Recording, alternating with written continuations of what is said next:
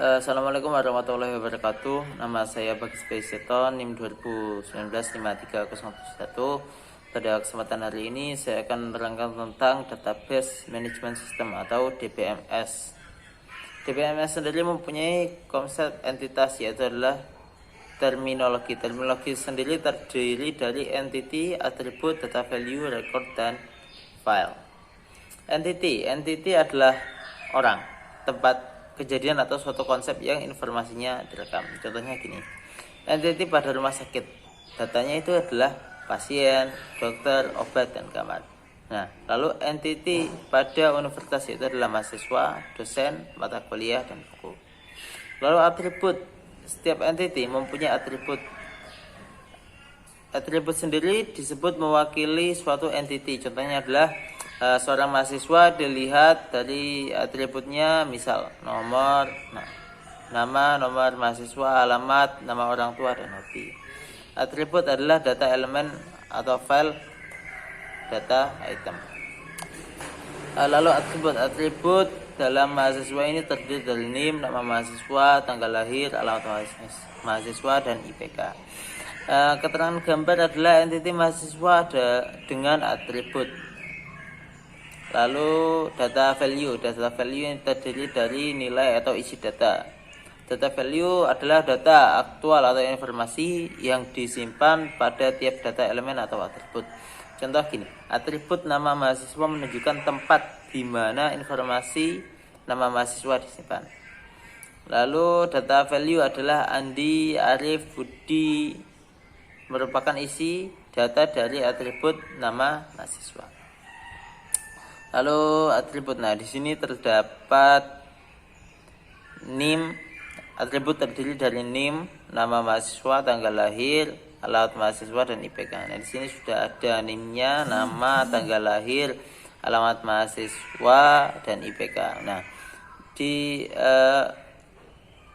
Di dalam value sendiri itu mencakup tentang NIM, nama mahasiswa, tanggal lahir, alamat mahasiswa, dan IPK. Lalu record atau tuple merupakan kumpulan elemen-elemen yang saling mengaitkan, menginformasikan tentang suatu entity secara lengkap. Satu record mewakili satu data atau informasi tentang suatu dari sebuah objek, misalkan NIM, nama mahasiswa, tanggal lahir, alamat mahasiswa, dan IPK. Satu record terdiri dari file-file yang saling berhubungan untuk menunjukkan bahwa file tersebut dalam satu pengertian yang lengkap dan direkam dalam satu record. Lalu kita lihat di sini, misalkan ini masih dalam tabel data yang tadi. Di baris pertama itu kan terdapat NIM-nya sekian, namanya sekian, tanggalnya sekian, alamatnya sekian, dan IP-nya sekian. Itu termasuk dalam record 1. Lalu di bawahnya record 2, record 3, dan seterusnya. Lalu file adalah kumpulan record sejenis yang mempunyai panjang elemen yang sama, atribut yang sama, namun berbeda data value-nya. Dalam satu file terdapat record-record yang sejenis, sama besar, sama bentuk, merupakan satu kumpulan entity yang seragam. Kita mengacu pada Database Management System atau DBMS. Database merupakan kumpulan file yang mempunyai kaitan antara satu file dengan file yang lain sehingga membentuk satu bangunan data untuk menginformasikan satu perusahaan instansi dalam batasan tertentu. Lalu set program pengelola, satu paket program yang dibuat agar memudahkan dan mengefisienkan pemasukan atau perekaman informasi dan pengambilan atau pembacaan informasi ke dalam database. Ini kita mengacu pada DBMS. DBMS adalah suatu koleksi kumpulan data yang saling berelasi dan satu set program untuk mengakses data, membaca data, mengisi data, menghapus data, dan melaporkan data. Lalu di sini ada contoh-contohnya, yaitu adalah Dr. ID. Dr. ID itu yang dijadikan primary key. Jadi Dr. ID satu orang dari data dokter dan bisa mengacu pada beberapa spesialis. Nah, di sini sudah ada tabelnya, relasinya ya. Langsung saja kita ke database yang digunakan untuk mengatasi masalah. Database yang digunakan untuk mengatasi masalah adalah redundasi data atau adalah penggandaan data. Jadi data itu harus digandakan biar supaya apa? Jika data itu nanti hilang, kita sudah mempunyai data. Lalu inkonsistensi data. Jadi data itu memang dapat berubah-ubah sesuai dengan keadaan. Lalu kesulitan pengaksesan data, isolasi data untuk standarisasi, multi user, banyak pemakaian, terus masalah keamanan security. Jadi dalam data itu diperlukan security untuk keamanan. Masalah integrasi kesatuan, masalah data independensi atau kebebasan data. Lalu redundansi data atau penggandaan. Jika file-file dan program aplikasi diciptakan oleh programmer yang berbeda pada waktu yang berselang cukup panjang, maka ada beberapa bagian data mengalami penggandaan pada file yang berbeda.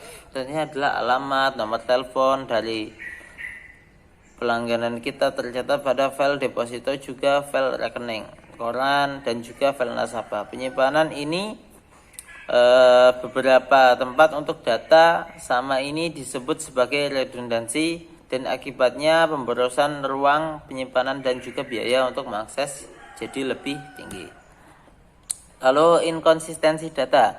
Penyimpanan data yang sama berulang-ulang di beberapa file dapat mengakibatkan juga inkonsistensi tidak konsisten.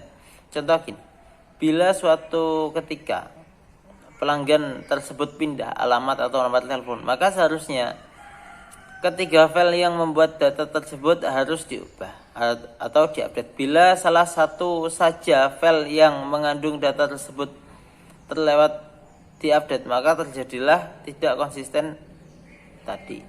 Lalu kesulitan pengaksesan data. Pada suatu data dibutuhkan untuk mencetak data siapa saja pelanggan yang berbeda di kode pos 50711 Solo 3. Padahal sebelum tersedia program yang telah ditulis untuk mengeluarkan data tersebut, maka kesulitan tersebut timbul. Dan penyelesaian untuk itu adalah ke arah DBMS yang mampu mengambil data secara langsung dengan bahasa yang familiar dan mudah digunakan, user friendly. Lalu multi user, banyaknya pemakaian. Salah satu alasan mengapa database dibangun karena nantinya database tersebut digunakan oleh banyak orang dalam waktu yang berbeda, diakses oleh program yang sama tapi berbeda orang dan waktu. Dalam rangka mempercepat semua daya guna sistem dan mendapat responsi waktu yang cepat, beberapa sistem mengizinkan banyak pemakaian untuk mengupdate data secara simultan. Lalu masalah keamanan. Masalah keamanan ini adalah tidak setiap pemakai sistem database diperolehkan untuk mengakses semua data. Misalkan data mengenai gaji pegawainya hanya dibuka oleh bagian keuangan dan personilnya tidak diperkenalkan bagian gudang membaca dan mengubahnya. Keamanan ini dapat diatur lewat program aplikasi yang dibuat oleh pemrograman dengan menggunakan password atau user level untuk setiap pengaksesan data. Lalu integrasi atau kesatuan. Database berisi file-file yang saling berkaitan. Masalah utama adalah bagaimana kaitan file tersebut terjadi meskipun kita mengetahui bahwa file A berkaitan dengan file B. Namun secara teknis, maka ada file kunci yang mengaitkan kedua file tersebut. Lalu masalah data independensi, kebebasan. Bagaimana kita mampu menciptakan di mana antara program aplikasi dan database pada keadaan terpisah sehingga perintah-perintah dalam akses database bebas terhadap database. Namun perlu pula dipikirkan bagaimana bila syarat terhadap database yang ada. Misalkan syarat pengambilan uang tabungan bank adalah harus disisakan minimal 25.000. Syarat ini tentu dimasukkan dalam database yang dibangun saja. Namun bagaimana bila suatu ketika syarat itu telah bergeser dari syarat 25.000 menjadi 50.000. Di sini program aplikasi database yang telah dibangun haruslah diubah. Dan ini menunjukkan ketidakbebasan program yang dibuat terhadap database.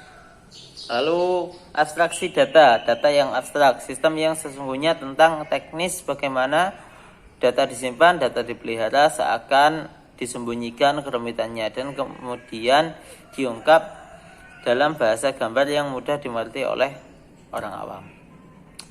Abstraksi data ini disimbolkan bahwanya ada 3 level fisik, level konseptual, dan pandangan pemakai. Konsep fisik adalah paling rendah yang menggambarkan data disimpan dalam kondisi sebenarnya. Lalu konseptual adalah abstraksi pada level lebih tinggi yang menggambarkan data yang disimpan dalam database dan hubungan relasi terjadi antara data. Lalu pandangan user atau pengguna atau pemakai. Abstraksinya tertinggi menggambarkan hanya satu bagian dari keseluruhan database. Lalu paket bahasanya terdiri dari data manipulation, data definition language, data control language, dan transition control. Lalu DML, data manipulation language, bahasa yang memperoleh pemakaian untuk akses atau manipulasi data yang telah diorganisasikan sebelumnya di dalam database dengan DBML, berarti mengambil informasi yang disimpan di database, menyisipkan informasi baru ke database, menghapus informasi dari database. DML atau data manipulation language. Secara dasar ada 2 tipe DBML, yaitu adalah prosedural dan non prosedural. Prosedural adalah membutuhkan suatu pemakaian untuk menspesifikasikan data apa yang dibutuhkan dan bagaimanapun mendapatkannya. Non prosedural adalah membutuhkan pemakaian untuk mengidentifikasikan data apa yang dibutuhkan tanpa menspesifikasikan bagaimana untuk mendapatkannya. Paket bahasa prosedural DML adalah database, workbase, sedangkan non prosedural adalah SQL, PDA. Nah, lalu query adalah pernyataan yang diajukan untuk mengambil informasi merupakan DBML. Contoh query language adalah select from, insert into, update, delete. Nah, DDL adalah khusus untuk mendefinisikan pola skimmer database. Salah satu perintah dalam DDL adalah menspesifikasikan suatu terapan yang rinci dari pola database yang biasanya tersembunyi dari user atau pemakai. Perintahnya DDL adalah create, modification report, dan modification structure. Lalu pengguna database sebagai menjadi 3 adalah database manager, administrator, dan user. Database manager adalah suatu modul program yang menyediakan interface antara penyimpan data low level dalam database dengan satu aplikasi program dan query yang diajukan sistem. Lalu database administrator adalah orang yang mempunyai kekuasaan sebagai pusat pengontrolan terhadap seluruh sistem, baik data maupun program yang mengakses data. Nah, sini adalah data user. Ini adalah gambaran dari data DBMS, aplikasi program dan prosedural dan standar. Lalu pemakaian database user, program aplikasi atau PA, casual user, naive user, dan specialist user. Lalu programmer aplikasi, profesional komputer yang berinteraksi dengan sistem lewat DML yang dibuat dengan bahasa C, COBOL, dan lainnya. Program-program yang dibuat disebut sebagai program aplikasi, misalnya untuk perbankan, administrasi, akuntansi, dan lainnya. Sintak DML berbeda dengan sintak bahasa komputer pada umumnya. Lalu casual user, pemakaian yang telah berpengalaman berinteraksi dengan sistem tanpa menulis program. Tetapi pemakai bahasa query. Setiap query akan mengajukan ke query processor yang mengambil dari perintah DML. Lalu native user, pemakai yang tidak berpengalaman, tidak berinteraksi dengan sistem, tanpa penulis program, tinggal menjalankan suatu menu dan memilih proses yang telah ada atau telah dibuat sebelumnya oleh programmer. Lalu specialist user, pemakai harus menulis aplikasi database tidak dalam rangka atau data processing yang tradisional. Aplikasi tersebut antaranya adalah computer aided, design system, knowledge base, experience system, sistem yang menyimpan data dalam bentuk data yang kompleks, misalnya data grafik atau data audio. Nah, itulah yang bisa saya sampaikan mengenai tentang database manager system atau DBMS. Bila ada salah kata dalam pengucapan saya minta maaf. Wassalamualaikum warahmatullahi wabarakatuh.